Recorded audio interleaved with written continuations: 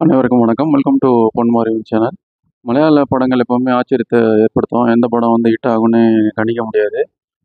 சில வருஷங்கள் 2 வருஷம் முன்னாடி ரோமாஞ்சம்னு ஒரு படம் குறைஞ்ச பட்ஜெட்ல வந்து வசூல்ல வந்து வாரி குவிச்சுது.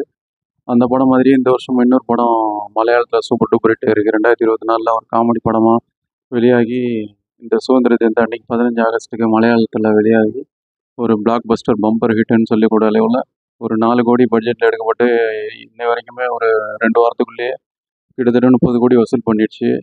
போட்ட பட்ஜெட்டை விட ஒரு 5, 6 மடங்கு மேலே வசூல் குவிச்சிருச்சு. இன்னும் கூட ஓடிக்கிட்டு இருக்கு.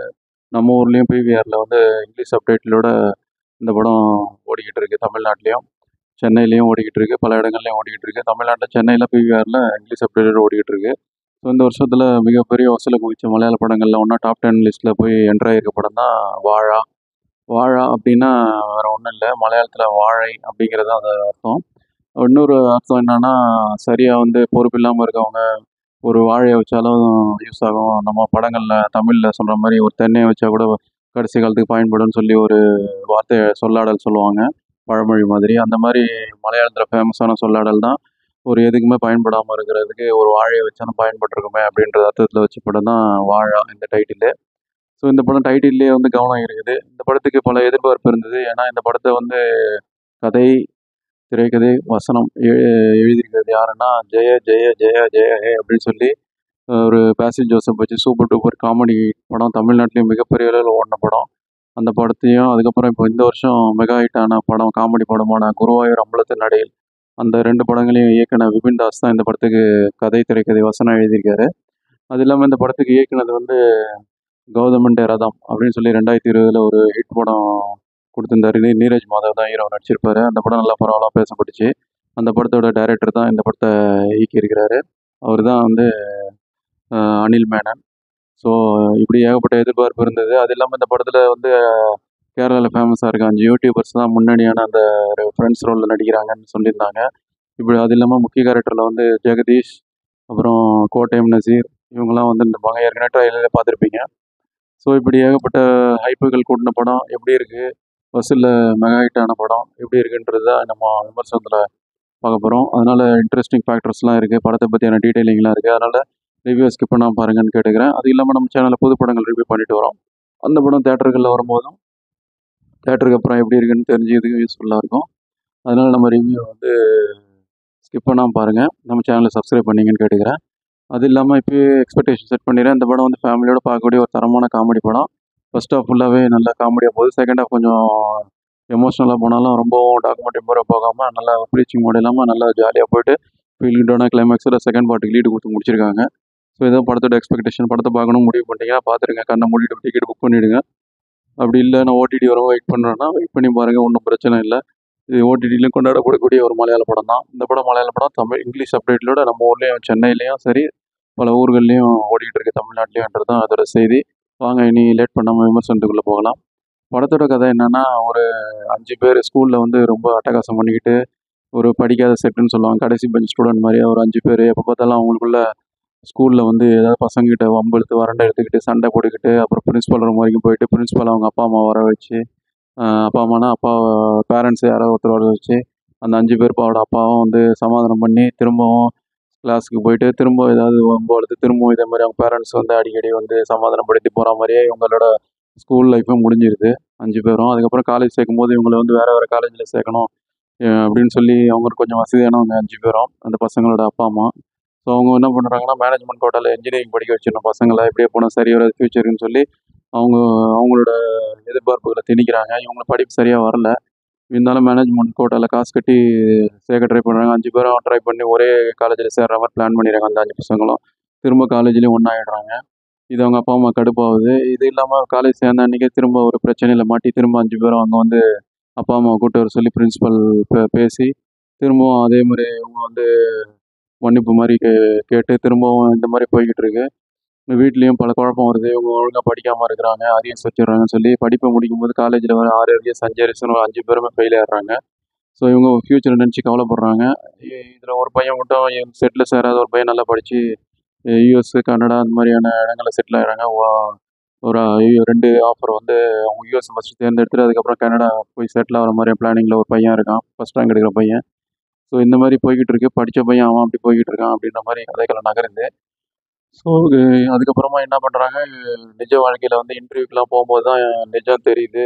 நிஜ வாழ்க்கை எவ்வளோ வந்து கோராமையானது, ரொம்ப சமூகத்தில் எப்படி மீண்டு வர்றதுன்னு இந்த 5 பசங்கள் இன்டர்வியூக்கு போகும்போது தான் கஷ்டப்படுறாங்க. அப்பா அம்மாவும் வேலை இல்லாதவங்கன்னு கல்யாணத்துக்கு போகும்போது இவங்களை வந்து எல்லாரும் வந்து ஒரு மாதிரி கேலி பேசுறது வைக்கிறதுன்னு போகவும் கடைசியில் அப்பா அம்மாவுக்கு என்ன செய்யறதுன்னு தெரியாத ஒரு டென்ஷனில் இருக்காங்க. அதுக்கப்புறம் இவங்க வந்து என்ன முடிவு எடுத்தாங்க, வாழ்க்கையில் முன்னுக்கு வர்றதுக்கு இந்த 5 பேரும்ன்றது தான் இந்த இதுலேருந்து பிரச்சனைலேருந்து மீண்டு வந்தாங்களா? அது இல்லாமல் இந்த நல்ல சூழ்நிலை நல்லா படித்த பையனுக்கும் ஒரு வாழ்க்கையில் ஒரு பிரச்சனை வருது.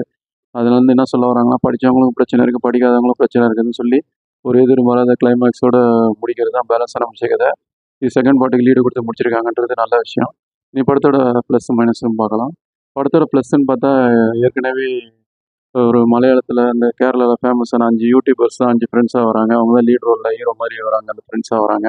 அவங்களோட ஸ்கூல் லைஃப், காலேஜ் லைஃபுக்கு அப்புறம் வேலை தேடும் படம்னு 3 படலமாக வந்து ஃபீல் குட்டாக கொண்டு போகிறாங்க. ஃபர்ஸ்ட் ஆஃப் ஃபுல்லாகவே ஸ்கூல் காலேஜில் வர அந்த காமெடி அதெல்லாமே நல்லா பண்ணியிருக்காங்க அந்த 5 பேரும்.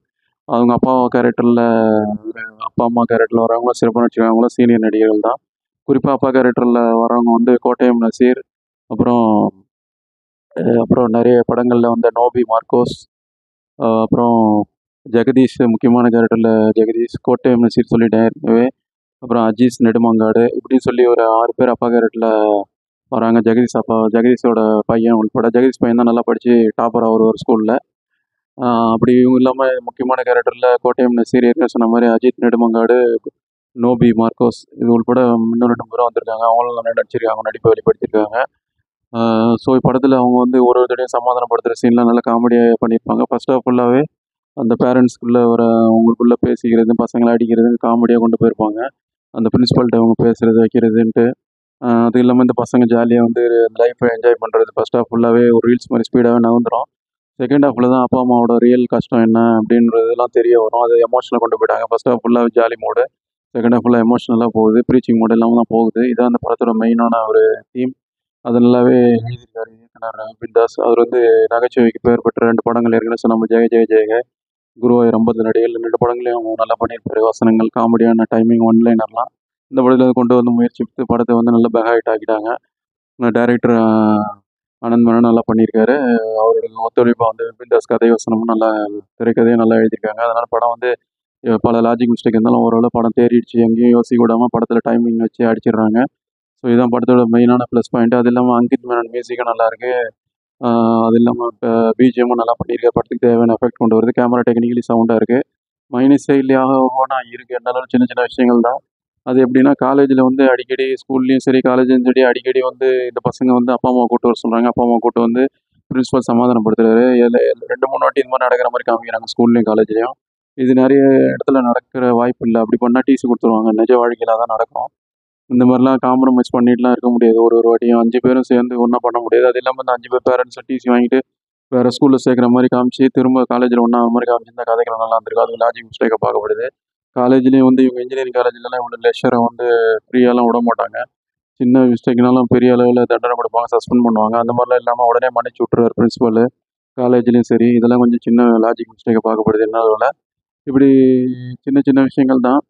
அது இல்லாமல் கிளைமேக்ஸை வந்து இன்னும் கொஞ்சம் டீட்டெயிலிங்காக சொல்லியிருக்கலாம். அது ஒரு மாதிரி ஒரு இன்கம்ப்ளீட்டாக முடிச்ச மாதிரி இருக்குது. செகண்ட் பார்ட்டில் இன்னும் டீட்டெயிலாக சொல்லுவாங்கன்னு நினைக்கிறேன். அது கொஞ்சம் கம்ப்ளீட் பண்ணியிருக்கலாம். மற்றபடி இதில் லாஜிக் மிஸ்டேக் எல்லாமே படத்தோட அந்த ஸ்பீடான ஸ்க்ரீன் ப்ளே, ஃபர்ஸ்ட் ஹாஃபில் வந்து காமெடி, செகண்ட் ஹாஃப் எமோஷனல்னு ப்ரீச்சிங் இல்லாமல் போகிறதால நம்ம எந்த இடத்துலையும் சிந்திக்க முடியாத அளவுக்கு போகிறதால ஓரளவு படத்தை வந்து வெற்றி படமாக கொண்டு வந்துட்டாங்க. அதான் அந்த படத்தோட சக்ஸஸுக்கு ஒரு ஃபார்முலா.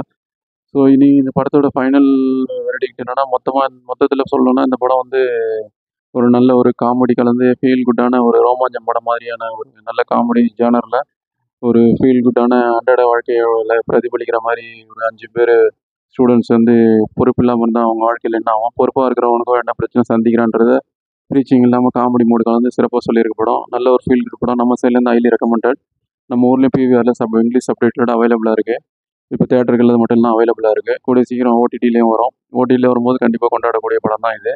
ரோமாஞ்சம் மாதிரி குறைஞ்ச பட்ஜெட்டில் எடுத்து மலையாளத்தில் இப்போ மிகப்பெரிய பம்பர் ஹிட்டாக, பிளாக் பஸ்டர் ஹிட்டாகி வந்திருக்க படம் தான் வாழை. தைரியமாக அந்த படத்தை பார்க்கலான்றது தான் நம்மளோட கன்க்ளூஷன். படத்தை பார்த்துட்டு உங்கள் கருத்துக்களை பின்னோட்டங்களை தெரியப்படுத்துங்க. வேறு ஒரு திரை விமர்சனங்களோட சந்திப்போம். நன்றி, வணக்கம்.